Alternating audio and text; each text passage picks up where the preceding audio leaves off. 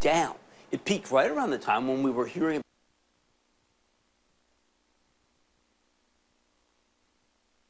Sandals.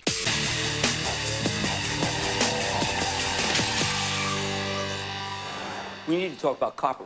For the past 2 months, copper's been melting down. It peaked right around the time when we were hearing about a copper supercycle. And that matters because this industrial metal is a pretty consistent gauge of how the global economy is doing. We're right on the verge of a big Fed meeting. So you need copper for construction, and an economy without construction is an economy that's not doing well. That's why tonight we're going off the charts with the help of Carly Garner, a terrific technician who's the co-founder of DeCarly Trading, the author of Higher Probability Commodity Trading. She's our resident commodity expert. We got to figure out, we got to get a better read on copper and what it may mean for both the stock and bond markets. Keep in mind, Garner's pretty cautious on stocks right now. She highlighted the sell-off in copper to us back in early June and explained that a top in copper prices will often lead to a top in stock prices, albeit with a certain amount of lag. It's not immediate. Back then, Garner viewed copper's reversal from its all-time high as a sign of economic dysfunction because Dr. Copper is the textbook bellwether for economic growth. On the other hand, though, declining copper prices also signal deflation, which Garner views as a bad thing, although it's not bad for bonds. But given that we're waiting for the Fed to beat inflation and cut interest rates, I see it as a good thing, as long as it's temporary. 6 months of deflation would be fabulous. A year or two of deflation would be disastrous because at that point, it takes on a life of its own.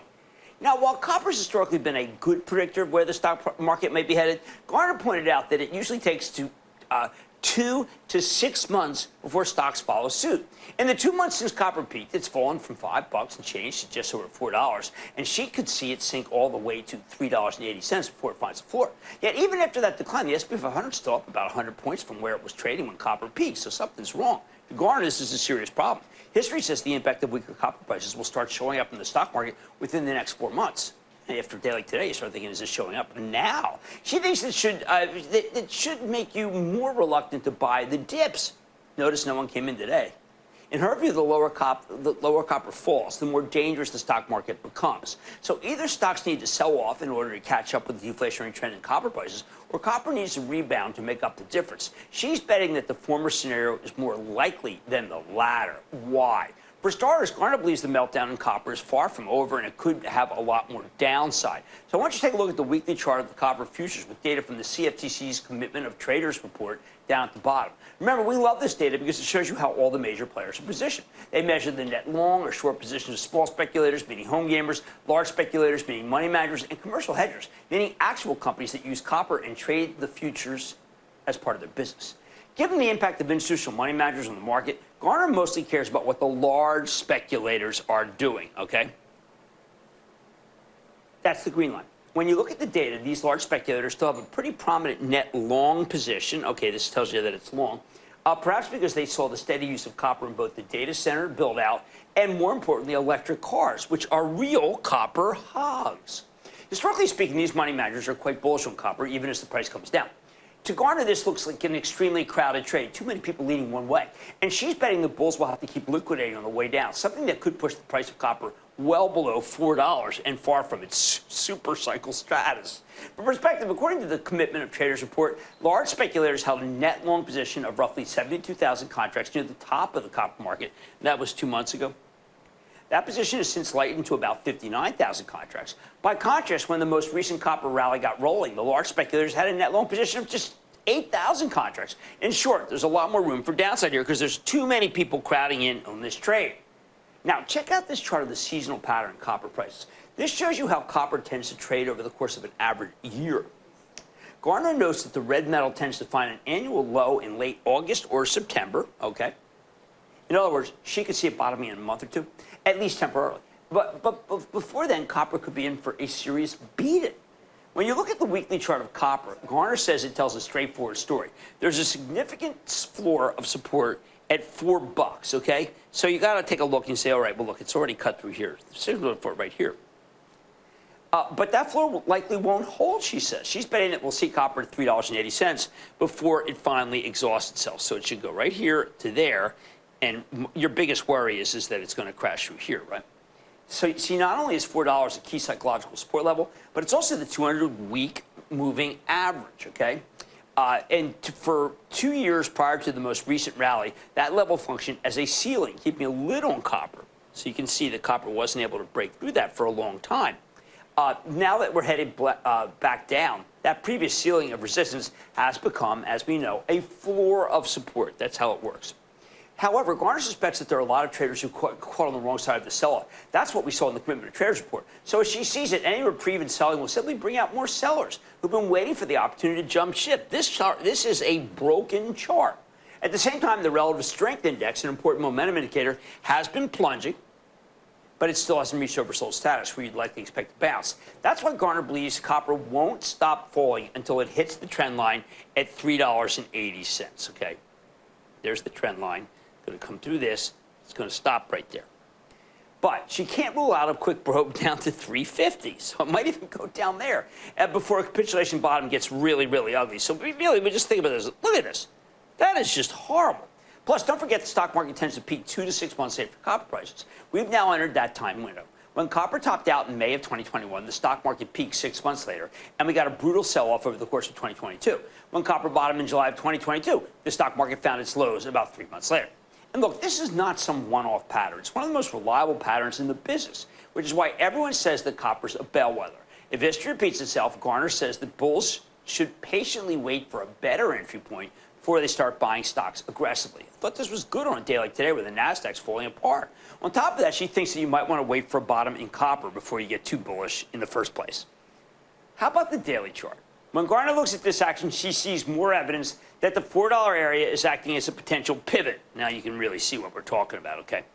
But given that copper's already fallen through this 200-day moving average at 415, she again thinks there should be more downside, even though the relative strength index has reached oversold territory in the daily chart. In her view, there are simply too many bullish copper traders who need to unwind their positions. And you can see, this is where it looked like a big fake out, but you can see what's coming here. Here's the bottom line. The charts interpreted by Carly Garner suggest that copper's got more downside. And sometime in the next 4 months, that should start bleeding through to the stock market. I think it's definitely something worth watching, but I wouldn't write off the entire market off this. It's just that we'd have a different set of winners and losers than we currently are experiencing at the very moment. Let's go to Steve. In the last few weeks, as part of the great broadening of the bull market, we've seen some monster runs in the regional banks.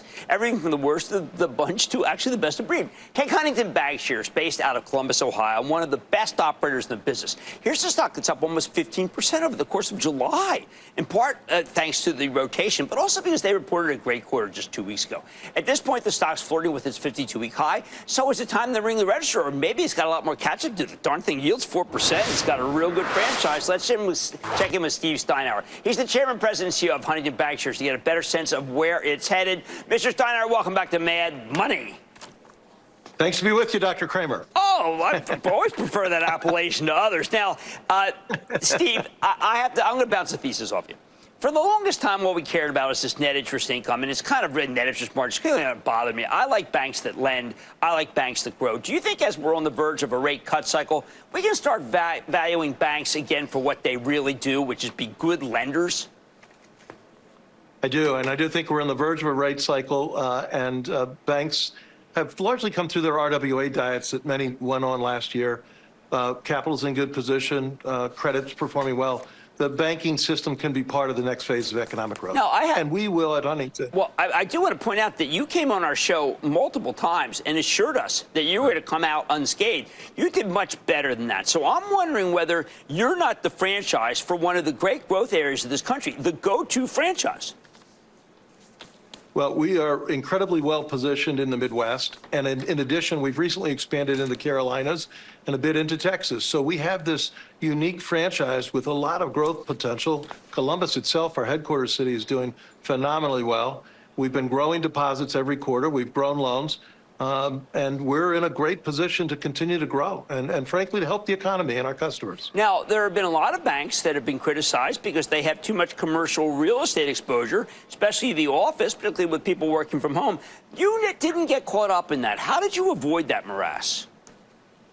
Well, we put limits in place. We've been very disciplined, including who we chose to do business with. And very fortunate, we've got great customers, and they've taken care of us and their projects throughout these last couple of years in particular. So we have about 9% of commercial real estate loans to total. Our peers have about 15%, and we have around 1.5% of our loans are in office. So it's a very small percent, and it has a very high reserve against it. So we're in great shape. Now, one of the things that I really appreciate you doing, why I like you come on so much, is I'm a huge believer in small business. Many believe the country's run on small business. Small business is the backbone of the U.S. economy. You have been a true champion of small business. How is that working for you at this point in the cycle? Continues to be gangbusters for us. We do a lot of SBA lending in our footprint and elsewhere. The number one SBA lender in Texas, as an example, and we don't have branches in Texas. So we have a lot of business generated helping smaller businesses, some cases get started or get to the next stage. We find that to be a very, very profitable business and well run. Now, how about these towns that, in the presidential election, I think you're going to hear a lot about towns that have been left behind, towns where they lost their manufacturing base. Are you seeing any comeback personally, because you're in the heart of it, where businesses are reopening that are larger, or is it the small business taking their place and we should just wait for them to become bigger business, and it's really a pretty good story? Look, I think there's a partnership between business and government entities that can help spur economic development. If you look at Youngstown, a city that was really hard hit over the last couple of decades, it's coming back with one of the best business incubators in the country, and it has a variety of other businesses. And we're financing a lot of that. We have number one share in Youngstown. Toledo would be another example. The downtown section of Toledo has been revitalized substantially. The riverfront substantially revitalized. And again, we've been a big part of that. So we have a role to play. Other banks do too. And if you get the right public-private collaboration, great things can happen, as they have here in Columbus and Detroit. Now, you have a tremendous and loyal group of people. I know in the Nashville market, a lot of banks have come in from out of state and are starting to take deposits, offering the equivalent of gifts to get people to switch. Are you having any problem with outliers coming into your area and trying to take your deposits? Well, we've been around for 160 years, so we have multi-generational relationships with a lot of customers. We're probably feeling a little bit of pressure on the margin, but we're also growing. We're investing. We're putting new products in place, and our customer satisfaction is award-winning. We're a perennial J.D. Power Award winner for the consumer and Greenwich Award for the commercial customers. So we have a lot to offer, and we do it with our engaged colleagues that try to do the right thing and provide great service every day. Is it your goal to become a national banker? I mean, you've been able to acquire because you've got a good balance sheet and the regulators like you. Is it just possible you can pick off different areas, or is that just too much to try to get your arms around? At the moment and for the foreseeable future, we're very focused on organic growth. We've been investing significantly. One of the banks that took a different turn, there were only a couple of us after the Silicon Valley debacle a little over a year ago. We've been investing, growing the bank. We opened the Carolinas. We opened Texas. We have 5 new specialty banking areas, and all that's in addition to the core, which we're also investing in. So we have a lot of opportunity in front of us just growing the core. Well, to me, it sounds... And the second quarter results reflect that. No, they were terrific. To me, it sounds like I know a lot of people moving to regional banks. Maybe money should be going to the regional banks. You have much better growth than the big guys with much less risk, Stephen. I think that's what really matters to me. Yes. Absolutely. Well, our risk management is very, very good. Yours is very good, and it surprised people during the downturn, which was not a downturn for you. I want to thank Steve Steinauer, who's the chairman, president, and CEO of Huntington Bancshares. Steve, it's a breath of fresh air every time you're on. Thank you so much. Thank you, Jim. Okay. Ned Money's back in. Right.